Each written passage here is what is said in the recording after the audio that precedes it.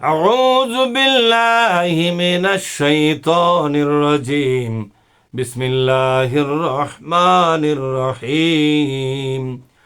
قل أنزله الذي يعلم السر في السماوات والأرض إنه كان غفورا رحيما. আলহামদুলিল্লাহি রাব্বিল আলামিন ওয়াসসালাতু ওয়াসসালামু আলা সাইয়্যিদিল মুরসালিন ওয়া আলা আলিহি ওয়া আসহাবিহি আজমাইন, আম্মা বাদ। সম্মানিত দ্বীনী বন্ধুগণ, আমি আপনাদের সামনে কোরআনুল কারীমের 25তম সূরা সূরা আল ফুরকানের 6 নম্বর আয়াতটা পড়ে শোনালাম। এই ছোট্ট একটি আয়াতের মধ্যে আল্লাহ পাক যে বক্তব্য পেশ করেছেন সেটা জানবার জন্য, বুঝবার জন্য আমরা চেষ্টা করব।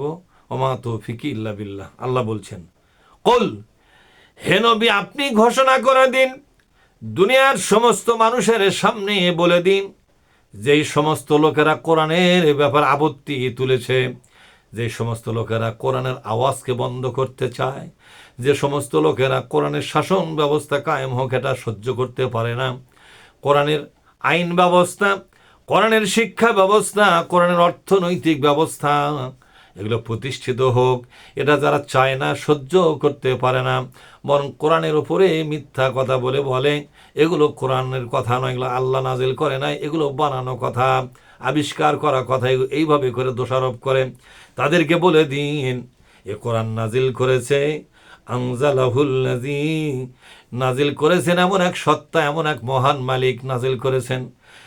ইয়ালামুস সিররা ফিস সামাওয়াতি ওয়াল আরদি, আকাশ এবং জমিনের সকল গোপন রহস্য যার কাছে আছে।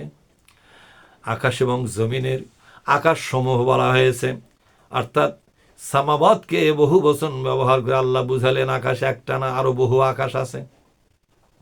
কোরআন শরীফের এক জায়গায় বলা হয়েছে সাবা সামাওয়াতিন, 7টা আকাশের কথা বলা হয়েছে।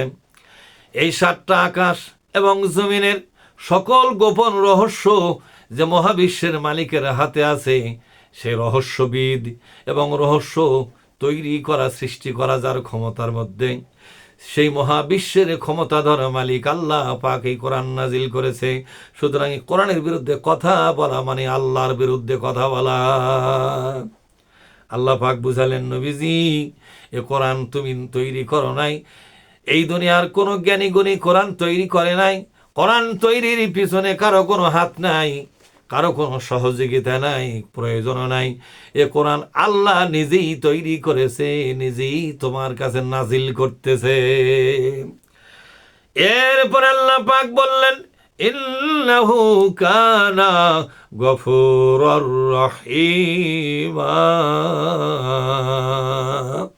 আল্লাহ পাক গফুর এবং তিনি রহিম। এ কথার মানে কি?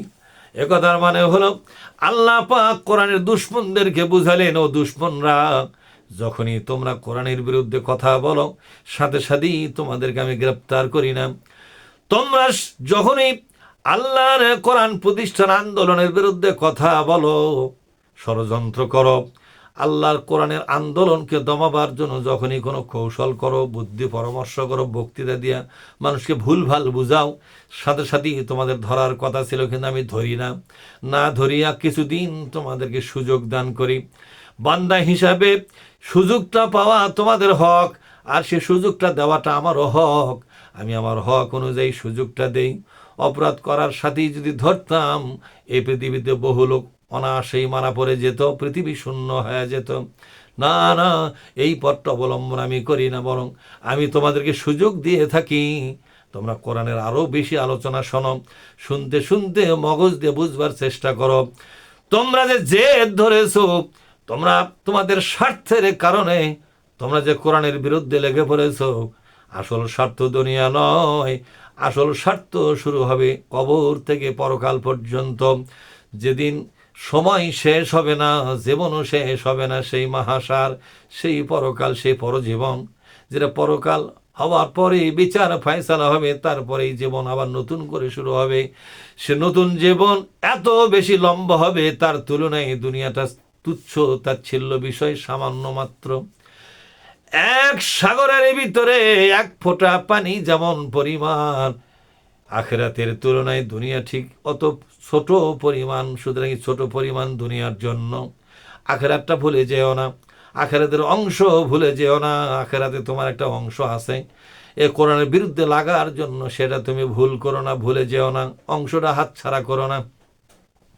সুতরাং তোমরা যদি আজও বুঝতে পারো, আহারে রাজনীতির স্বার্থে, ক্ষমতার স্বার্থে, নিজের ব্যক্তিগত লোভ লালসা ভোগ বিলাসের স্বার্থে আমি কোরআনের পবিত্র আন্দোলনের বিরুদ্ধে কথা বলেছি, আমি ভুল করেছি, এই ভুল বুঝতে পেরে যদি ফিরে আসো বান্দা, তুমি যখন ভুল বুঝতে পেরে তওবা করে আল্লাহর দরবারে ক্ষমার আবেদন জানাবে, আমি আল্লাহ তাআলা হারানো বান্দা হিসাবে ফিরে পেয়ে তোমার প্রতি খুশি হইয়া তোমার জীবনের সমস্ত গুনাহগুলো মাফ করে দিব।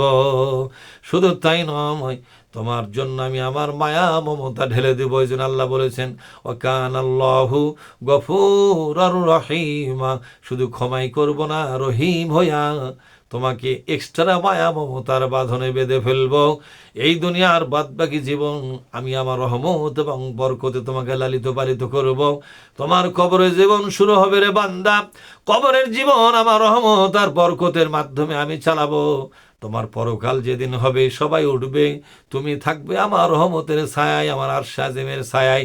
এইভাবে করে তওবা করার ফজিলত হিসেবে আমি তোমাকে সম্মানিত মর্যাদাবান করে জান্নাতে পৌঁছে দিব। মহাবিশ্বের মালিক আল্লাহর নাজিল করে এই কোরআনের আয়াতটা বুঝবার তৌফিক দান করুন। আল্লাহুম্মা আমিন।